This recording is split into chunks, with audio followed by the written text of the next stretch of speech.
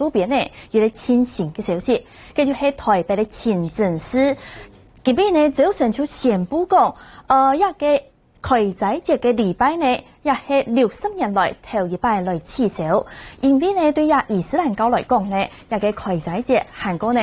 一個齋戒日，一個宗教法通呢係當重要。今年嘅4月23日是就係一整日嘅齋戒日，韓國呢一整日過後，聽定就係5月24日開齋節咧。對伊斯蘭教來講呢，也就像係過年用嘅這麼鬧熱。不過今年因為武漢肺炎疫情的關係，一個台北清真寺較早以前呢出來宣布講，今年一個開齋節嘅禮拜會取消，卻因為講會保持社交距離1.5公尺，幅度呢大家會離開遠啲位，會保持1.5公尺按呢個規定。其實對一開齋節相關的宗教儀式來講，當然去做到。故所政委來決定講，60年來頭一擺來取消一個開齋節的禮拜，差唔多往年呢一個開齋節就會有700邊呢一個730人，冇超830人呢去到一間台北的清真寺，對其他哋來講，當重要當鬧熱。不過今年呢就係愛來取消嘅，也係差唔多當周邊呢得到為清醒消息。接下來鏡頭帶上小朋友來關心客家莊，客家莊呢先來關心中台灣的部分。一個南台灣政策，一個屏東鴉片呢，同防疫亞團期間，其實當地的發通接近係取消嘅。唔過呢，當地所採防疫其實還係希望講會提上來，要其他傳統客家嘢部分。你就看到啊，前一百個呢，差唔多5月15日嘅時節，客家青新聞沒有來整理的細細嘅專題，就係看各地鴉片教育方面、學校方面，針對防疫。韓國客家按樣嘅同佢結合起來推出防疫的教學呢。像一種相片就係屏東嘅豐田國小，有一條學生嘅係專做指揮中心開記者會嘅用嘅。故做同亞團期間，防疫同客家還係冇係睇下來，一嚟關心一個屏東嘅鴉片係樣嘅作為。這陣子防疫期間，我們的學習推展並沒有間斷。那這部分呢？在推展的時候，我們辦了一個，也就是讓所有的人共同來參與，也就是防疫影片的一個甄選，那獲得很大的回響。屏東縣議會進行屏東縣政府各單位業務報告，校務處出了報告，將炮上同本條建議的發通，語言文化推展、客家新興產業發展也的立項嘅業務以外，最本六隊鄉親關心嘅，如係明年嘅6隊300年慶祝發通。去年呢，蔡總統在選舉也來到等喜事的總議詞，總統也有強調，政府一定要來推動客家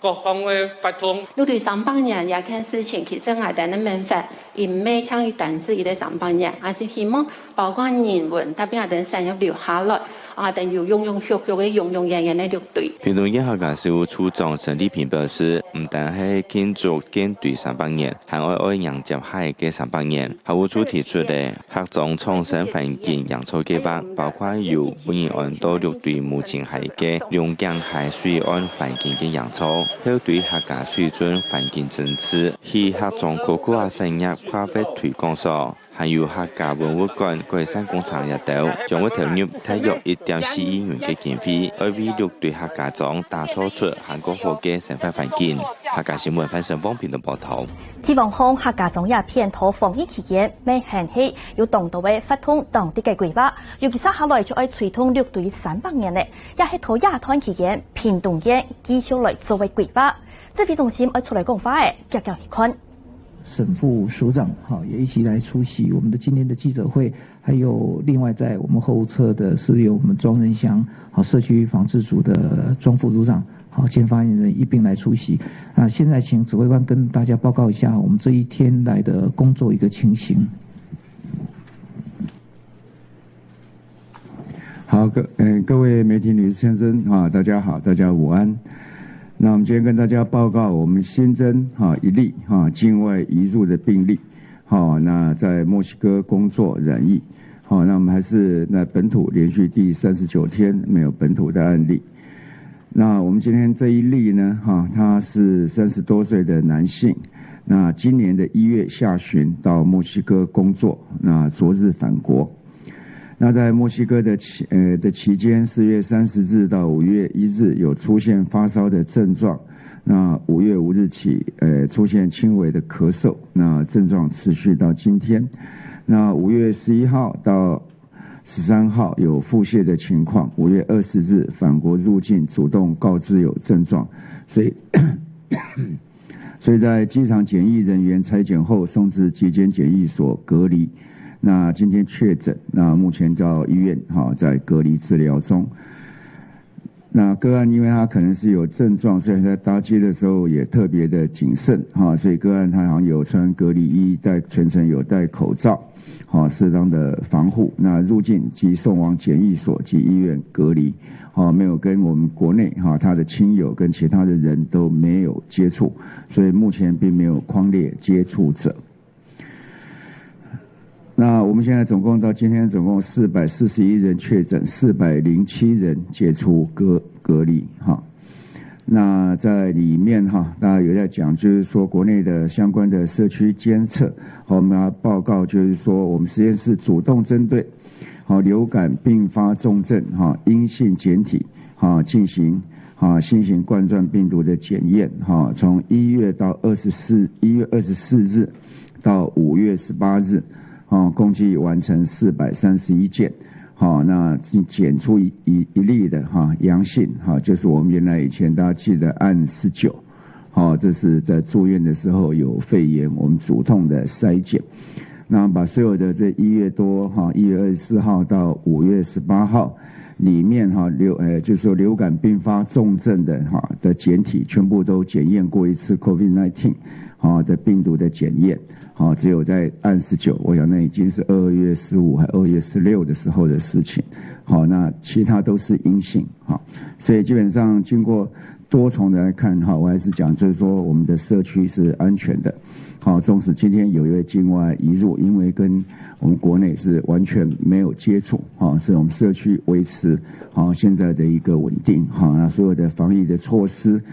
都不需要再另外新增的作为，持续我们朝向开放的路来走。那至于在大家都看到这个这样的武汉的肺炎造成世界的影响，所以它的世界的一个活动都降低了。不管是很多地方有封城不等程度的一个封城跟管制的作为，所以前一段时间我也看到一些报道就说地球变干净了。可是在这样的一个相关的污染变少的时候，但是我们仍然有另外一个环保的隐忧就是我们的免洗餐具。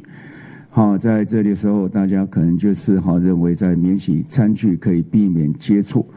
其实我们这种重复使用的好好的清洗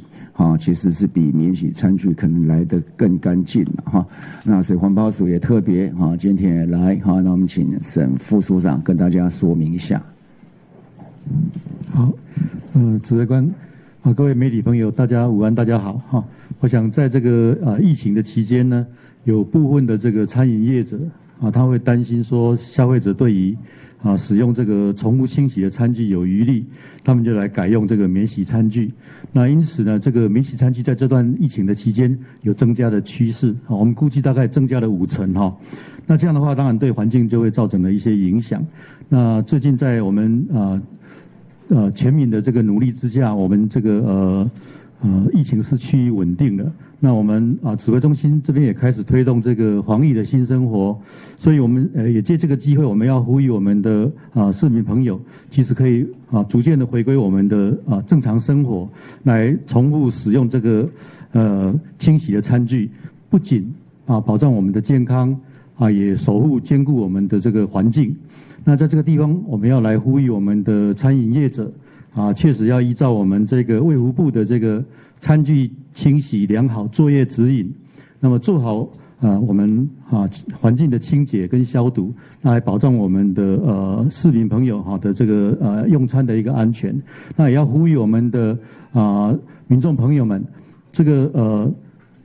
做好这个防疫最好的方法不是使用免洗餐具，应该是在用餐之前用肥皂洗手，那做好个人的卫生。我想这个才是防疫最好的一个撇步。谢谢。好，我们非常谢谢环保署。这病毒就是带来我们对于经济生命还有健康相关的一个威胁。不过另外，它也对于地球让地球变得更干净。那我们有时候承受到这样的一个病毒的伤害，但另外一方面，我们自己不要对自己再伤害。地球是需要大家一起来维护。好，那以上跟大家先做这样的报告那有问题可以提出来。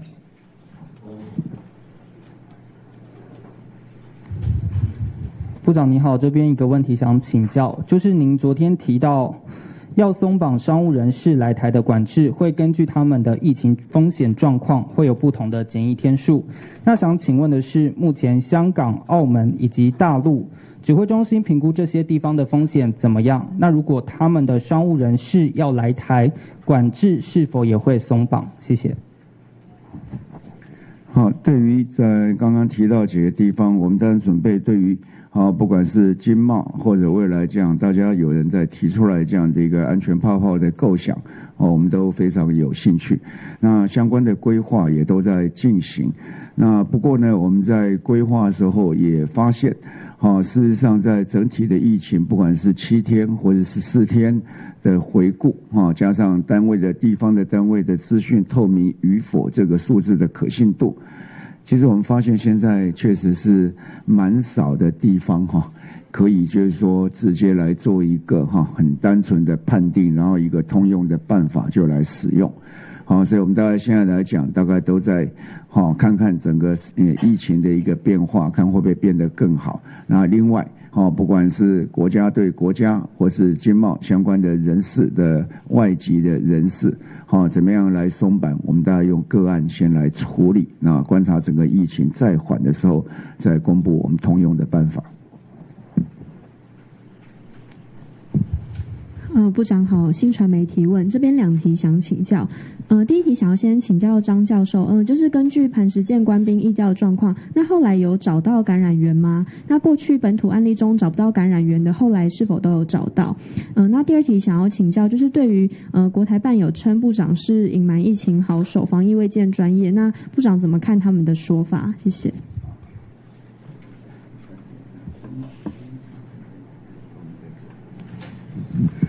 好，有关于磐石我们东部舰队磐石舰上的这个关士兵学生的感染的状况，抗体的检验部分指挥官也已经讲过几次了嘛，我们在做最后的确认当中，那最后的确认大家都没有疑虑以后，那会统一再跟大家做报告。好，在磐石舰上面，大概我们就是最后在病毒跟庄家最后的一个检测。当然，我们现在就是我们大家知道有36的一个确定的病例，那现在好像有26位已经康复了嘛，那10位仍然在住院中，显示这个病毒其实它相对的对于这个舰上的健康的影响相对的低。那至于说有极可能的病例，就是说我们在血清的检验里面，就血液的检验里面有抗体，那经过专家的判定，现在大概可能应该是有8位。那我们现在再来判断它整个一个流行的一个路径，然后最后的结果再跟大家来做报告。好，那至于我早上大概记者有问到我没有想到就是说。我只是稍微描述一下我的一个看到的一个事实了那引发对岸有相关的反弹。好，不过我认为了就是说面对这样的一个新兴的病毒，大家我们在一起抗疫了100多天嘛。好，大家可以看到就是说这种新兴病毒它的一个变化，然后另外呢也有看到就是说我们人类虽然现在已经这么进步。可是我们是有相对的我们的对于整个环境生物各方面的了解其实是非常的有限，所以我们在面对这样的一个病毒的抗疫的过程之中我们只能诚实谦卑以对了。所以就是说，在这里面，这是我们一开始在疫情在开始之初，整体来讲，我们在对抗疫情里面，这是我们一个就跟透明的资讯，那诚实谦卑对抗这样的一个病毒，是我们既定的一个战略。这个战略从第一天到今天都没有变了那至于当然每一段的步骤，大家有时候问我当然觉得在很多的一些决策里面，有时候我们也会有两难的情况，也有痛苦的决定。那都是在面对在这样子有限的的了解的情况之下，那不得不做出的一个这样的一个决定。所以呢，对于所有的批评呢我大概还是一个态度，就有则改之嘛那无则勉之。那总是是对是错，从我一开始就讲，就是说历史总会还原真相了。这种事情大家也不用急在一时了时间许慢慢的拉长，大家对于前面发生的事情就会看得越清楚那自然就会有一个公断。那整个的病毒也正在分化这人分化人，我们不要让这个对立软化了我们对抗病毒的力量。那所以讲，所以说我们还是要回归人跟病毒的战役那这才是一个正道了。当然我相信每一个在这样的疫情里面，人也会恐惧，国家也会恐惧，那面对很多的未知那大家都不可能说完全都没有错，可是如果有任何的错误，那就及时的修正因为这是未知的新兴的一个病毒嘛那人面对它必须要谦卑嘛在上面人不可能不犯错，但把犯错减到最低。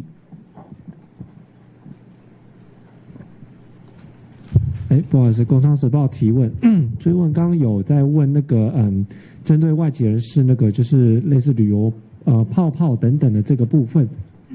刚刚部长有说，就是好像近期就我的理解，就是说刚刚部长回应是近期我们只会可能开放个案式的入境，但是如果要直接开放一整个国家或地区的话，目前还不考虑是吗？那第二个就是说安心餐厅的认证，因为我们现在正在试办250人的婚宴餐厅，那目前的试办情况如何？何时要推出认证？那安心夜市好像最近都没有听到进一步的一个消息规划，想请教情况。那第三，桃园市间也有推出安心餐厅的防疫标章，那防疫标章，那这跟指挥中心之后推的认证，这之间有什么关系？谢谢。那我们在推的认证也是一个自主性的那县市政府自主性的来推动防疫标章，我们也是觉得很好，那这样可以把事情能够更加速，因为毕竟这种防疫的标章推出除了是自主性的宣示之外，那也需要有适当的一个稽查确保这样的一个标章的一个正确性。然后第二个，对于这相对的一个地区国家，我们当然想用一个通用的方法，但是我们大概检视了这个前14天或前7天的一个个案数我们本来对但纽西兰当然是不错，可是它前14天也有15个案例，那前7天也有6个案例那相对的我们也相信它这些数字的正确性那是我们现在比较看得到的一个标的国了互相可以合作的。那越南我们一直认为它也做得不错，它相关的一些国民的配合度跟国家的一个封锁的一个强度都也相当的够。那它人口也就将近大概1亿人嘛大概是我们的4倍多4倍半。那不过他们进来的案件数也是14天内也有53人，那前7天也有36人，那这数字我们都觉得还是稍微高了一点。那更不用讲其他的一些国家，那有一些是相对的资讯的一些透明度，我们认为说我们有持着保留的态度那另外一个就是一个案件数也还是看到就是说有零星的相关的社区的情况，所以这我们还是有保留是这样的一个原因，但是也不能让它脚步太慢，因为我们每天会监测相关的情况，那到达我们的一定的标准，我们就会来公布。东森提问，请问主委官，就是周六可能有网友要发起坐爆北车大厅的活动，甚至要拿娃娃去占位子，就是不满未来可能永久会禁止坐在车站大厅这个禁令。那关于这项活动，主委官知道消息吗？会有什么因应措施呢？谢谢。因为我们的原则还是一样哈，就是在公共场所里面，当然避免太拥挤。好，那生病的人尽量少出门。那戴口罩，保持社交距离，勤洗手，把个人的健康行为建立起来。好，那至于其他的，由相关主管的单位去处理。是指挥中心好，想请教一下沈副，就是在刚刚提醒到那个这个环保的部分哦，是对业者这边来讲，是不是从现在开始就呼吁，还是说就希望他们不要再用免洗餐具了？是一个呼吁的性质啊，嘿，对，我想那个重复清洗的这个餐具，其实更环保、更有保障哈。那我们是希望餐厅多使用这样的一个餐具，然后呢也做好环境的消毒，好跟环境的卫生整洁，保障我们市民朋友他们外食的时候的一个安全跟健康。那市民朋友呢就做好这个我们按照我们指挥官所指示的大家一起来做好这个洗手用肥皂洗手。那我想这个全民一起来做，那不但让我们的这个环境的负担可以降的了哈。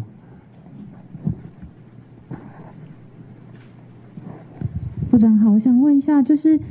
交通部今天表示说，现在决定会卖自由座。那对于站票的部分，因为之前他们说有开会决定要采总量管制，那包含说规定旅客要戴口罩以及保持社交距离。那如果说他们在站票的时候如果有遵守这些指引的话，那指挥中心这边一样还是认为说反对卖站票吗？谢谢。没有，昨天我是讲说是有限度的嘛，有限度，那要看看那限度到怎么样。那总量管制并不是说只有管一个总量嘛，总量要一个合理的量。那怎么样在我们的车厢内能够维持好社交的距离跟戴口罩，那样的一个量。我还是建议就是说一开始从少量的开始，有限度的量开始。那如果可以座位不需要到这样子一定要来站票的话，那其实一开始也不见得要马上这样做。总之我觉得就是在上面你有现在的量已经比以前多很多了，以前是要隔位置，现在不用去隔位置，那自由座也可以来贩卖，那把那量尽量让大家都有位置坐，那这样可能是一个比较安全的方式。想请问一下指挥中心，就是说最近有那个大豪雨，或是一些中南部也可能下雨，那有没有可能是周六的那个防疫新生活的运动会延期呢？下雨也要过日子嘛，我们到下雨的下雨，其实下雨有时候朦胧的美也很好了哈。各位好，自由时报，请问一下就是我们现在开始交通跟旅游陆陆续续措施解禁放宽了，那有些艺文团体在问是说，像艺文活动或是场馆这些活动，大概什么时候也可以开始有一些相关的一些放宽措施或是一些指引呢？谢谢。指引还没有完全出来，不过政策的方向就已经都可以开了嘛。我们现在大概就是那个距离有拉出来，那其他都可以了。我也是想请问一下部长，刚刚特别有提到，就是说其他国家的一些边境的标准方式，可能有14天，可能有7天的个案数评判，可是现在要像台湾一样本土无确，连续7天、14天无确诊，这个是很少。那我们的标准是说，是不是要等到对方本土零确诊到几天才会是我们的标准之一，或者是说有没有一个什么比较客观数据的标准可以说？第二个还有想请问一下那个张教授，因为特别环保署那边有提到，就是说免洗餐具的问题，那有没有比较医学上面比较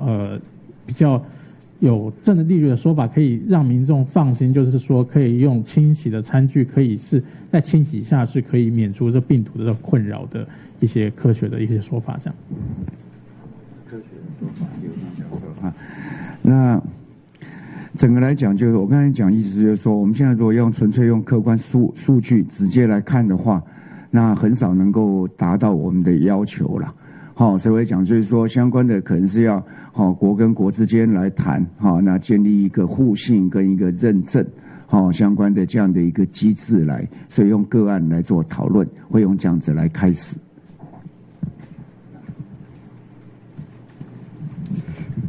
有关于我们的用品或者是包括我们的双手，那用适当的清洁剂，那好好的清洗，其实就可以把上面沾染的任何的病原可以把它清除干净。这基本上在我们过去所谓的院内感染的防治里面，一直鼓励大家用清水、肥皂洗手。那其实就是肥皂本身并不是可以杀死各种细菌的那基本上就是靠我们的这个搓揉，然后水冲洗以后，确实是可以把我们手上所沾染的这些所有的病原体都可以把它清洗干净的。然后，所以从这个过去对于双手的一个研究当中，我们相信对于用品也是一样就基本上用适当的清洁剂、适当的这个清水清洗以后，基本上是都可以把沾染在上面有可能的这些任何的其他的病原体都是可以把它清除干净的。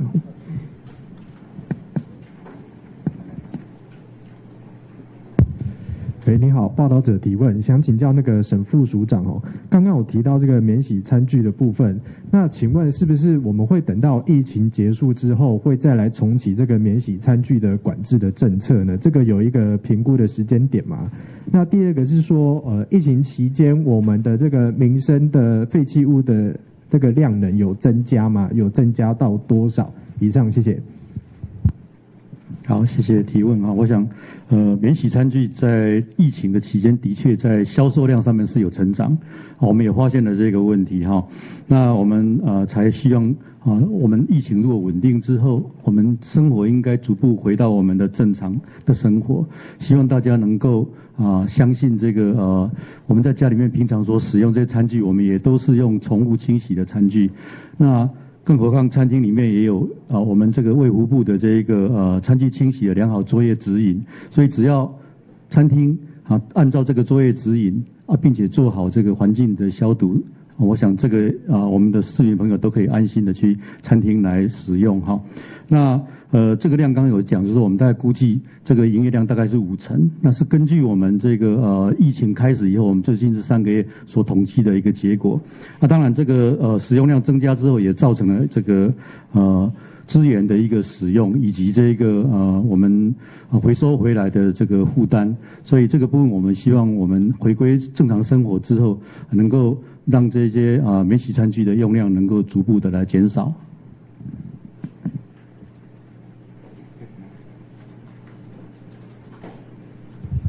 好，年代电视提问有2题，一个就是台北市议员有提到说，教育部有发文给地方的教育局说可以办毕业典礼，但是没有说要怎么办。那比如说像家长可不可以入场之类的，那想请教指挥中心是不是有更明确的一个指引？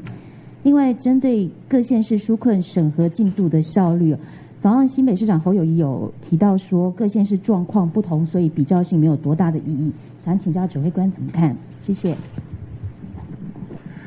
对，那个在教育部毕业典礼我相信我们那天也讲说毕业典礼应该是可以来办。那当然就是说在学生这边当然就有一定的安排。那家长我觉得说还是不要这无限量的大量进来，因为他对于学校而言是比较属于是非特定的人，跟学生都是长期大家在相处在一起，都是特定的人，所以有限度的开放家长来，让学生可以办一个有纪念价值的毕业典礼，我们是赞成的。指挥官好，环宇新闻提问，想请教一下，今天早上赖清德副总统有来这边跟您做什么样内容的交流吗？就是今天早上赖清德副总统有提到什么样的内容？另外想要问的是，刚刚有提到说在磐石舰上有8位抗体是阳性，这算是之前旧的个案，还是又是新的个案？谢谢。没有，这个是本来在做这样的一个血液的检查的里面，发觉他曾经可能有这样的一个感染过，到目前为止是这样的，并不是什么新的个案。好，那至于赖副总统来他本身也具有这医师的背景，好，那也曾经在行政院当过我们的长官，所以他对这个疫情其实他是相当的了解，一直有持续的在关心。那不，我们把相关的一些作为，好，跟他做一点报告，让他能够更了解一些。那对于我们大概，好，我刚才有问了几个，就是说我们的那个是不是在治疗有一个有一个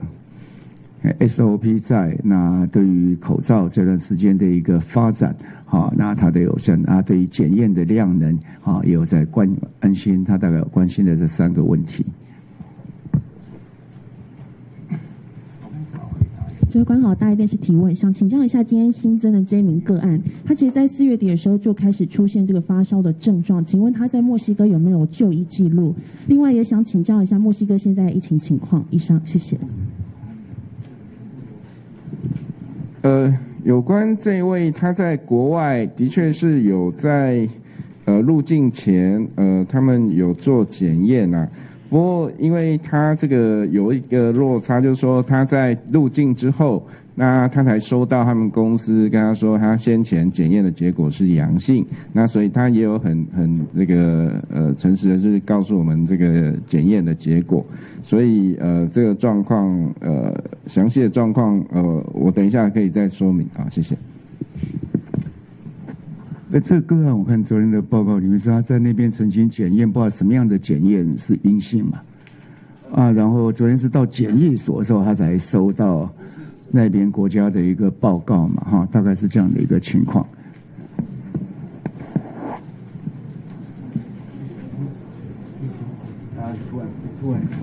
我没有讲，大家没问题，我讲完，大家问题变很多。什么问题？检疫所才收到报告吗？对，到我们这边回到他在那边大概几天前，好像5天前在那边就有做这样的一个，可能是 PCR 的检验，是就是他们5月5号的时候，公司有安排采检啦，那时候验的是抗体那时候检验是阴性，那后来5月13号到14号。那有在安排他们在做就是 PCR， 就是采这个喉头试纸。那他的检验报告是到回台之后，那才收到是阳性的。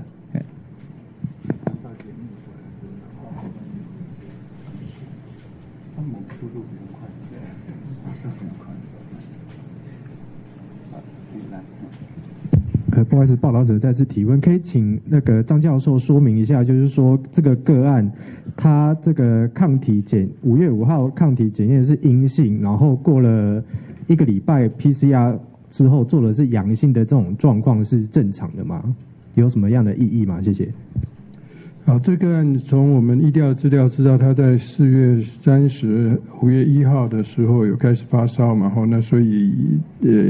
我们认定应该是那个时候开始发病。那个时候发病，5月5号就去采血做抗体检测，在1个礼拜内通常都还是会阴性的结果了。那所以到5月13、14的时候，那时候应该发病差不多2个礼拜的时候，在我们过去的经验里面，这个时候 PCR 通常都还是会阳性的结果所以这个整个过程看起来，我们大概也可以理解。那一直到回到国内，5月20号的时候，我们再次采检，还是PCR 阳性。不过从实验室的资料里面也可以看到，它的病毒量已经是减少了，已经是比较弱的阳性了。那所以大概在发病3个礼拜，这个时候病毒量变成弱阳性，这个整个过程我们想都是跟我们看到大部分个案是符合的一致的。不好意思，自由时报再请教一下，刚刚那个是说5月5号那时候采检抗体，那个时候是阴性，是代表那个时候抗体还没出来吗？是因为才刚感染，我可以这样解释吗？对，就是感染以后大约1个礼拜到10天开始抗体会出现阳性。当然他用什么样的检测试剂我们也不是很清楚了，就是它的敏感性到底够不够好，那有没有区别是 IgG、IgM 什么之类的，这我们不是很清楚。不过简单的说概念说，就是1个礼拜内还没有呈现抗体出来，那我们也是觉得是合理的。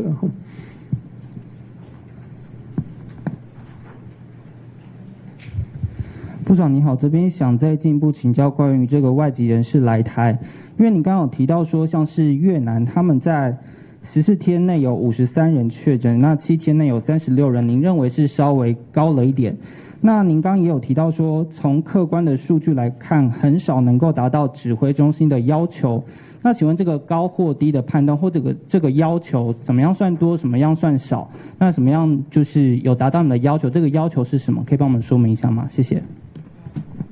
因为相对在里面，我们要看这53人、36人，他到底是境外移入的，或者就是说他是不是社区的群聚，或是相对医院各种机构的这样的一个群聚的情况。那换句话说，我说是从这样的一个表面的这些数据里面，很难让我们去就是直接来判定就是它是相对的安全跟我们是差不多的。所以我认为说要进一步的去了解相关的数据，所以变成是个案国与国之间的来做相关的了解跟认证，才有办法往下走一步。那至于现在如果跟我们差不多的，当然我们不会要求到这样都全部都是我们这样有，比如说本土39天我们都是0，大概这样的情况的国家已经非常少了啦。而且这些国家相对的在一些资讯上面是我们认为相对的没有那么的透明吧，没有那么的透明，所以我讲这样综合前后来看起来，直接用数字来做判定，恐怕有一点困难。那可能对个案对于国家跟国家之间直接来做更正确的一个了解，那我们可能会比较放心。补充说明一下，刚才的他的前面抗体检测是他们公司安排大量的同仁。该公司的同仁大量用抗体筛检的方式，所以这也某种程度也告诉我们说，你光用抗体筛检，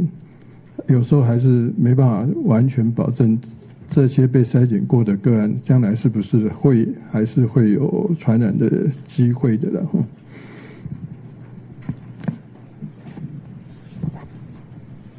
部长不好意思再请教一下，所以等于说墨西哥目前的疫情其实还没有趋缓下来吗？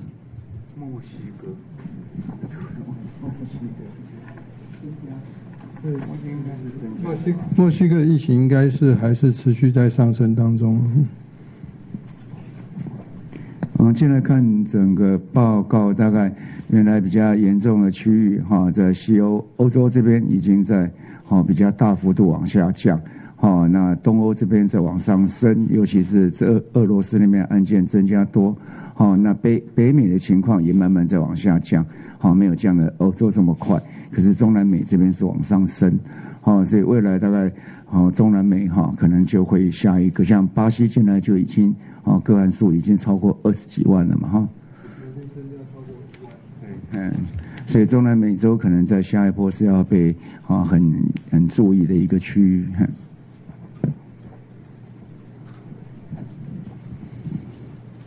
好，那我们就今天记者会就到这里哈。好，谢谢各位。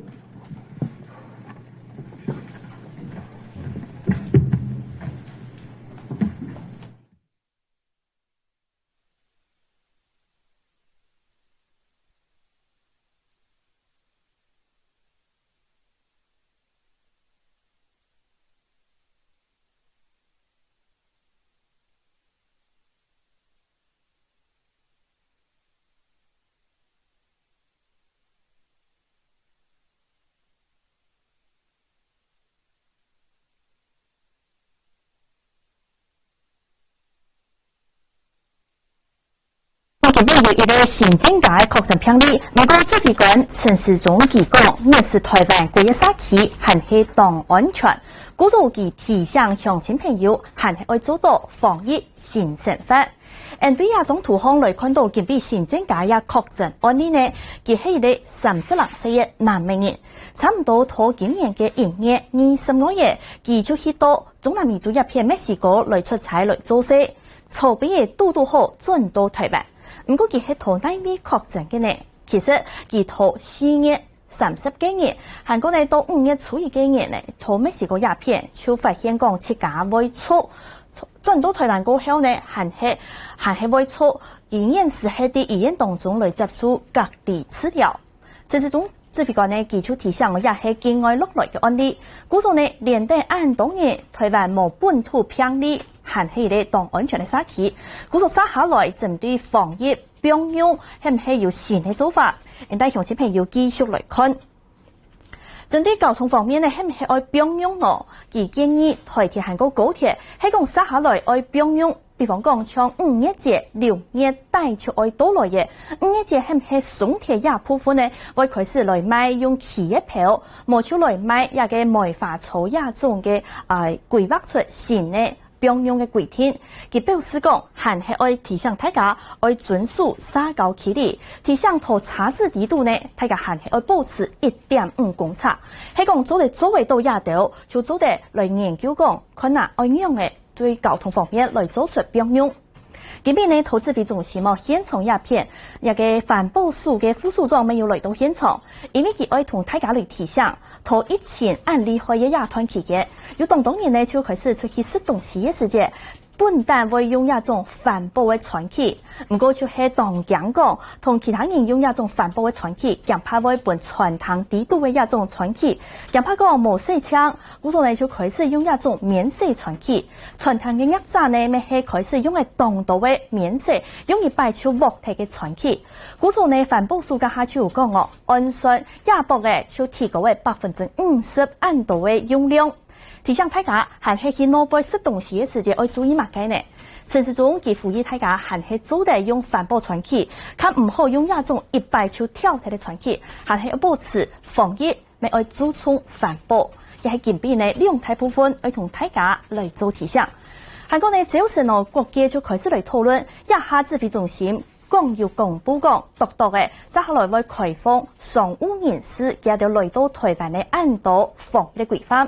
一個本單哦係商務人士、韓國外交人士，也就申請來到台灣接受14日嘅隔離，一個隔離過後呢，就做得在個恢復一個自由嘅生活。故作下來疫情合法呢，係唔係一個隔離嘅人數會開始降大呢？等嚟關心詳細嘅新聞報道。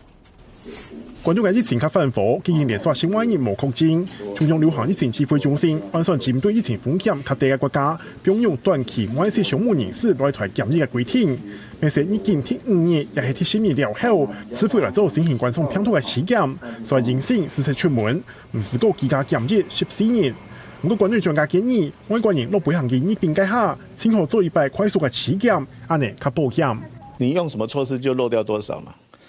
你做2次你就漏的機會很低，你做1次你還是因為只做1次篩檢，你的陽性率還是只有6、7成、7、8成啊，哦，那你做2次篩檢，你可能可以到8、9成。相對關於疫情，全球疫情係當嚴重，各國做超前嘅來開發預防下，最近有2項發表到科學學術期刊嘅研究發現，到後新項來做武漢肺炎疫情嘅預防下，唔單止係防治本人切到，實算切到咧，可完全療後沒有預防嘅效果。專家認為，呢個研究會為人類嘅預防下開發帶來希望。你要至少在動物打得出抗體來啊！如果動物連抗體都打不出來，你就很擔心，到人大概打不出來，就不用去做人體試驗了，直接先修改再說。馮立明強調，實算通過試驗成功，所後來還有人體試驗3階段，成功韓國有效嘅預防下來消息，將拍下來等到明年，國內外做下強款。所以呢段時間，自家防疫接着接受帶專員同搶救，盡量唔好引人嘅公共場所，像是工地、車道嘅機會。記者賴秀明、張良祥台北報道。唔但將台灣一下當地嘅病按研發，做得來控制疫情嘅疫苗。各國現時咪係當地嘅研究，看按樣嘅各規劃出一個預防沙本大家來做，將做得疫情真實嘅做得控制。但鄉親朋友對關心到國際上一下嘅疫情情形嘅發展。現時全台灣指揮中心家下清醒嘅公布，全世界現時確診人數係突破為502萬按度嘅確診人數。韓國現時一下世界排名嘅確診人數開始有變化。雖然講第1名還係美國，現時嘅確診人數係155萬卡加嘅確診人數嘅，第2名嘅係哪片呢？係俄羅斯。接下来第3名就是巴西的，巴西本蛋确诊人数冇增加到1架。不过实采讲也建议开始巴西的确诊人数一下就弹上来，直至到年时拉丁民族疫情按严调的情形受到各界的关心。而且来看到鸦片呢，巴西确诊人数只有年时清醒的数据，渐渐的就有30万呢。看到是291579例。以后呢，鸦片就有好早评估讲，其实实际来讲，当天感染到的人数更怕比亚只数目是加的动多，渐渐的就超过为380万3人。係乜嘅原因呢？更怕係當天醫療嘅能量似乎咧唔大，尤其像較配國嘅原住民兩位、原住民嘅天氣，實在一下嘅情形很較厲害。兩會秘魯首都利馬日間之間，當日早下有一台中型車嘅靈車，在簡單嘅棺木去蒙補，佢睇頭一次靈車又到下一道在2-3 K 以上嘅棺木，假使為到本個性嘅經驗，佢就到離開列位，睇是係土葬唔係火葬。Entierro, crematorio no, porque hay un montón de cadáveres adentro que necesita cremarse y no hay tiempo. Yo no quiero que me pase días acá, por eso hemos decidido llevarlo a un cementerio, ¿no?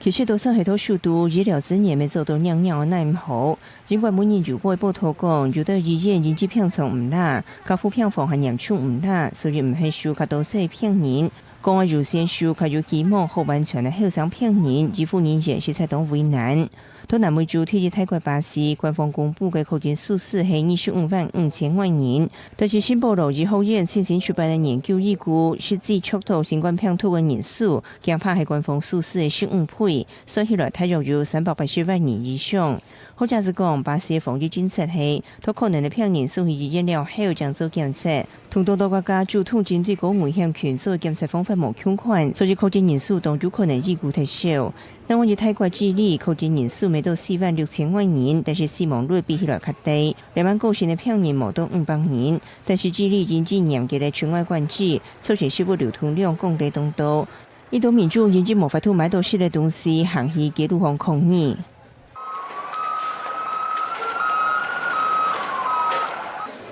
智利政府講，我前兩部是為了經濟如難，但是其實對疫情爆發之前的去年10月以來，智利經濟政府按上起太重運輸費率，引起當多擺的抗爭。禮拜經濟防疫需求的關係，造成社會經濟唔難，當天需求變得更加亂。記者自家人編譯。